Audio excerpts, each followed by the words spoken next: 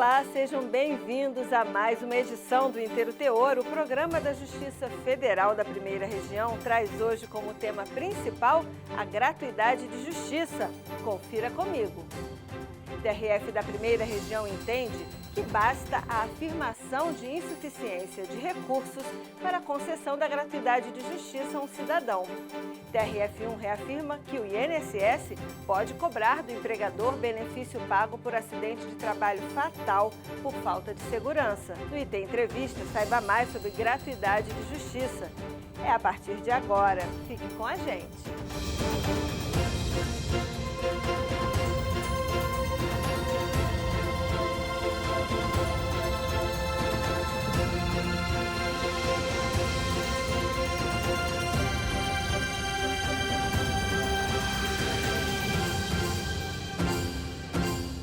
A Constituição Federal prevê que todo cidadão brasileiro deve ter acesso à justiça, mesmo sem condições financeiras para pagar por isso.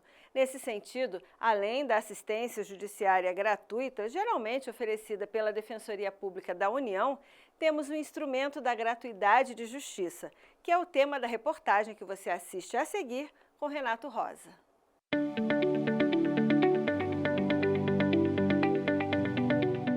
Muitos brasileiros não têm condições de arcar com taxas e outras despesas para entrar com uma demanda na justiça.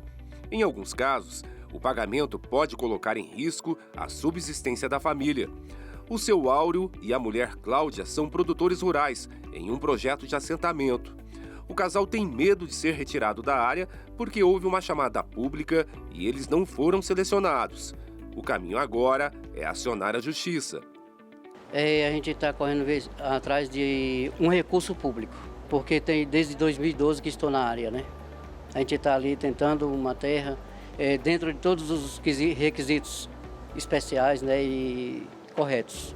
Eu espero que a justiça seja feita, né? Porque desde 2012 que a gente está lá e as pessoas que nem conhecem a fazenda passaram na lista, né? E a gente está lá há tanto tempo, eu quero justiça, só isso. Este advogado explica que, dependendo da causa, o gasto é alto. Aqui no Rio de Janeiro, por exemplo, para você entrar com uma ação judicial, você vai fazer um pedido de 5 a 10 mil reais, você vai pagar inicialmente de custo cerca de R$1.000, R$1.500. Se você for recorrer, você vai pagar cerca de R$800, R$1.000. Se tiver um processo que tenha uma perícia, por exemplo, e for designado um perito, por exemplo, uma perícia grafotécnica, uma perícia médica, você vai pagar honorários do perito também, cerca de 4 a 10 mil reais, está dando um parâmetro aqui mais ou menos. Até mesmo pessoas jurídicas, ou seja, empresas, também podem enfrentar problemas para bancar as custas processuais.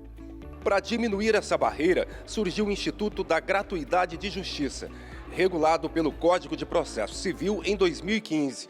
O benefício pode ser concedido às pessoas físicas e jurídicas. Além da parte autora, o réu, o terceiro ou o interventor também podem ser beneficiados. Para isso, é preciso fazer um requerimento ou declaração à Justiça. É a declaração de hipossuficiência. Hipossuficiência é diferente de pobreza. A gente relaciona muito e há muito essa dúvida, né? O que é hipossuficiente? É pobre e tem a declaração de pobreza? Não. O hipossuficiente, ele tem rendimento, ele tem, às vezes, salários até elevados, 8, 10 mil reais, mas não tem como suprir aquelas custas, aquelas despesas do processo, que pode ser um processo elevado, ou ela está diante de uma situação que todo o seu rendimento está comprometido. Se o juízo ficar em dúvida, daí ele intima, a gente vai comprovar. Esse procedimento vale também para as empresas. A orientação é apresentar a declaração já com documentos que comprovem a dificuldade financeira. O pedido de gratuidade da justiça pode ser feito em praticamente qualquer das etapas do processo. Petição inicial, contestação, petição para ingresso de terceiro no processo ou em grau de recurso.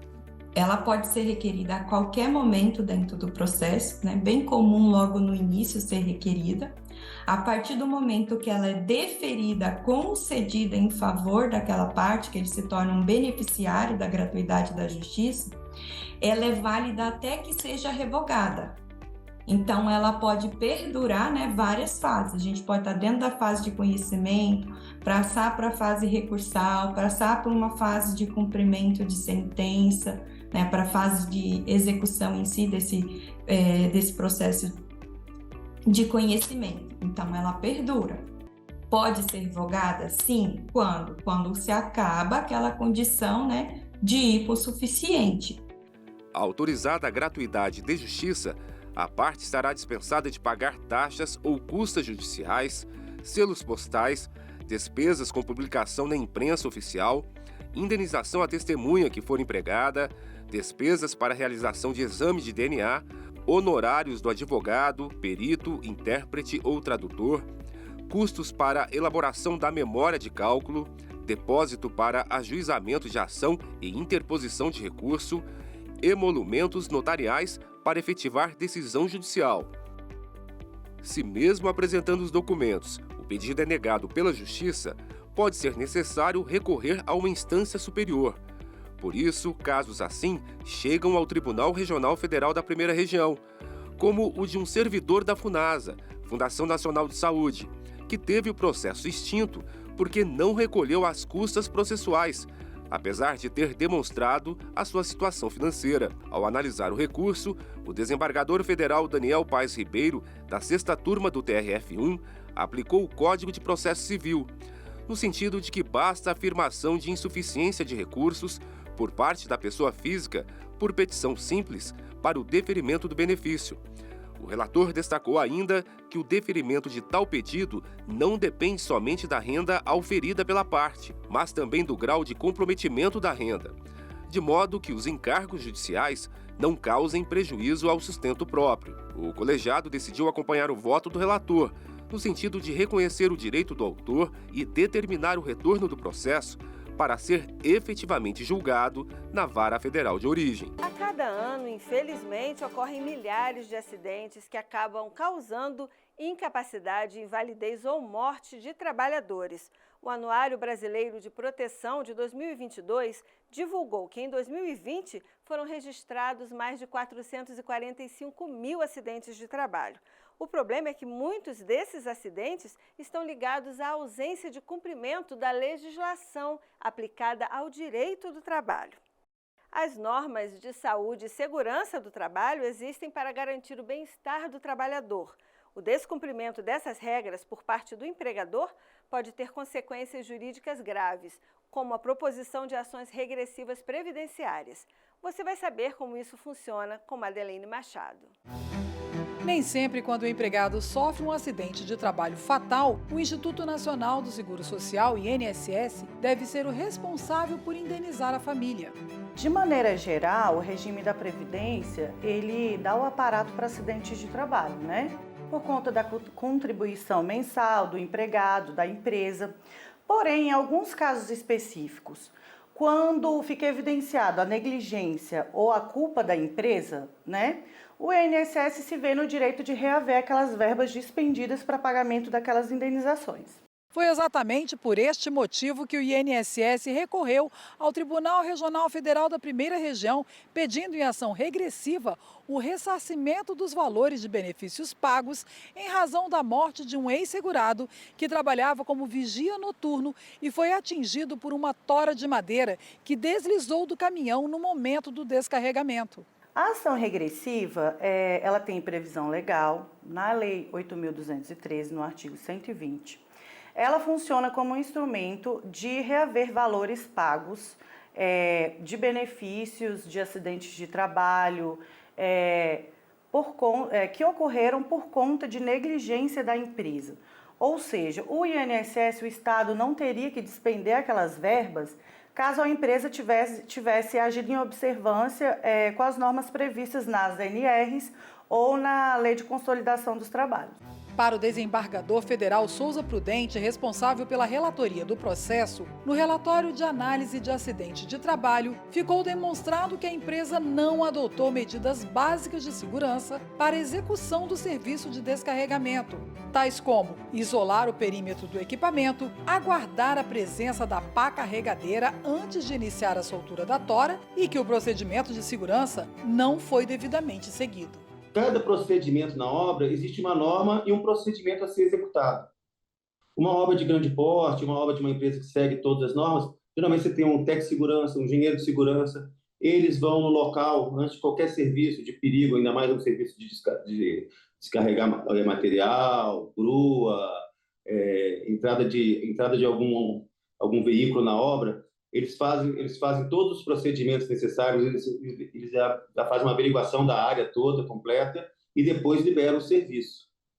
Agora, pode acontecer acidente? Pode mesmo tendo tudo, é um acidente, né? De acordo com dados do INSS, nos últimos anos tem caído o número de acidentes na construção civil. Só no Distrito Federal, de 2019 para 2022, a média de acidentes caiu de 41,1 para 23,9 ao ano. Uma das ações do Sindicato da Indústria da Construção Civil do DF para evitar acidentes de trabalho é a proibição do uso do celular nos canteiros de obra desde maio de 2014. Hoje em dia está na convenção, é proibido o uso de celular na obra, a gente bota cartazes na obra. Porque a pessoa está andando num local cheio de buraco, cheio de prego. A limpeza da obra, por exemplo, é uma coisa importantíssima. Como se evita acidente com a limpeza da obra?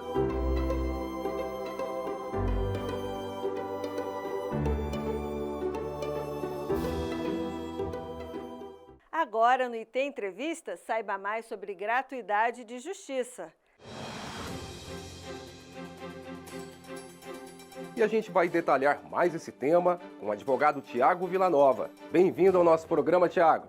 Obrigado pelo convite. Eu estou aqui para esclarecer sobre o tema, estou à disposição de vocês. Na prática, como é a concessão do benefício da gratuidade de justiça?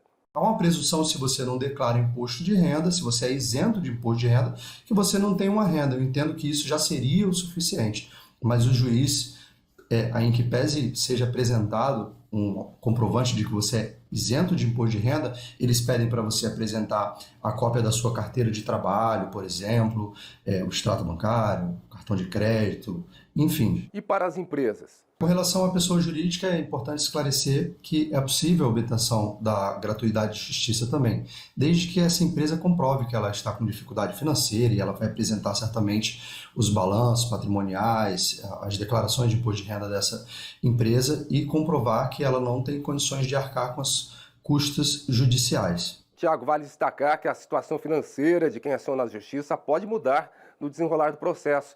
Ou seja, o pedido da gratuidade pode ser feito em diferentes fases. Inicialmente, você pode ter condições de pagar aquelas custas do processo e não requerer a gratuidade de justiça, né? Então, olha, eu sou uma pessoa que eu tenho condições de arcar com as custas judiciais ali iniciais. Mas, de repente, se esse processo ele se encaminha para uma produção de prova pericial, cujos honorários do perito, de fato, é muito alto, você pode pedir uma gratuidade de justiça parcial apenas e tão somente para custear aquele honorário do perito. E se a pessoa tem advogado particular? Se a pessoa tiver um advogado particular, ela também tem direito a requerer a gratuidade de justiça. Não é o fato de você constituir um advogado particular que isso vai ser um óbice, um empecilho para você requerer a concessão. Qual a sua avaliação sobre os critérios de análise para a concessão do benefício? Eu entendo que falta algum critério objetivo para que essas pessoas e também os magistrados se pautem para entender, olha, o que eu preciso comprovar para obter a gratuidade de justiça, porque senão fica uma análise muito superficial dos juízes de primeira instância que, a rigor, olham um documento, como por exemplo, eu tive um caso de um motoboy que morava aqui numa comunidade do Rio de Janeiro e o juiz falou assim, olha, esse requerente ele tem uma moto, ele tem condições de pagar custas judiciais. É um motoboy desses de aplicativo, você imagina que ele tem condições de pagar umas custas processuais de 3, 4, 5 mil reais para entrar com ação na justiça, para obter um direito que ele de fato almeja, que seja analisado pelo Poder Judiciário? Não tem. Então, fica uma coisa assim. Então, a falta de critérios objetivos para a concessão da gratuidade de justiça, a meu ver, é o que dificulta a concessão desse importante benefício.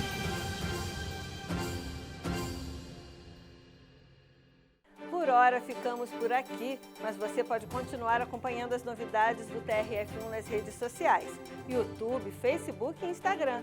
E na semana que vem eu estou de volta com mais uma edição do Inteiro Teor. Até a próxima. Tchau!